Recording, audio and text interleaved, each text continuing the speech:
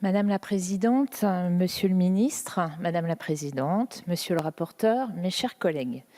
Cela a été dit à plusieurs reprises, mais je tiens à le rappeler, ce texte est l'aboutissement d'un engagement de longue date de notre majorité.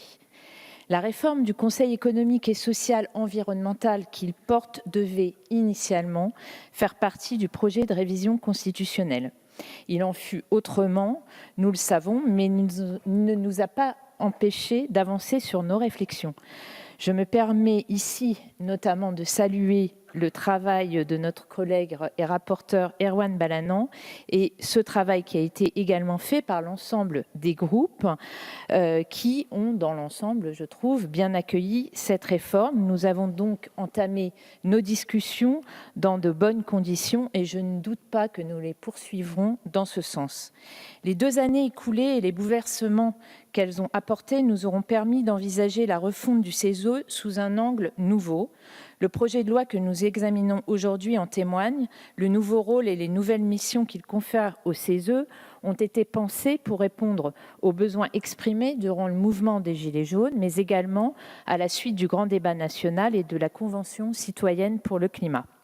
Il s'agit donc bien, avec ce texte, de donner une vraie place à la démocratie participative et à l'expression citoyenne dans le processus de l'action publique.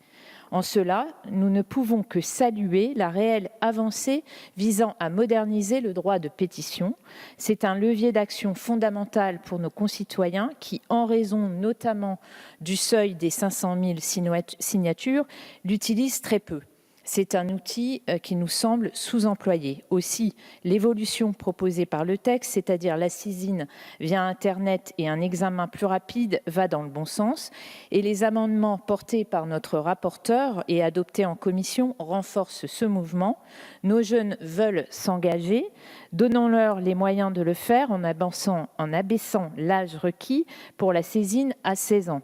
C'est là un message fort que nous envoyons à notre jeunesse et je m'en réjouis. De la même manière, sa proposition relative au nombre de signatures nécessaires, abaissement de ce nombre à 150 000 signatures et conditionnalité géographique est très intéressante et s'inscrit pleinement dans la volonté partagée, je le sais, de simplification de la saisine. La possibilité offerte au CESE d'organiser des consultations publiques de sa propre initiative participe aussi de ce mouvement et permettra d'associer plus étroitement nos concitoyens, lesquels pourront être tirés au sort pour prendre part à la construction de la décision. C'est fondamental pour leur permettre de s'engager plus encore. Bien sûr, la question du tirage au sort a pu susciter des craintes plus ou moins fortes ou des interrogations, mais je crois que nos débats ont permis de lever certaines de ces inquiétudes et de répondre aux questions qui se posaient. Avec ce texte, il s'agit aussi de mieux construire la décision en renforçant le rôle consultatif du CESE auprès du gouvernement et des présidences des 2 assemblées parlementaires.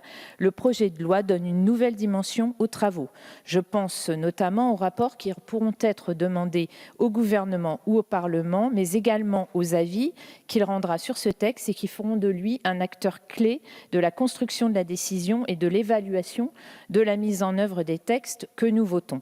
C'est un point crucial car cette précision dépend de la bonne articulation entre la démocratie représentative et la démocratie participative. L'enjeu étant de garantir un équilibre entre les deux. Notre groupe est historiquement attaché au développement de la seconde, mais à la condition sine qua non qu'elle ne menace pas la première. Il s'agit en d'autres termes de préserver leur complémentarité. C'est indispensable pour la bonne santé de notre démocratie. Certains de nos collègues vont défendre des amendements visant à assurer de la bonne représentation des territoires et notamment de ceux d'outre-mer. Je m'en félicite et je tiens à saluer cette attention particulière réservée à ces territoires. Vous le savez, c'est une dimension importante pour notre groupe.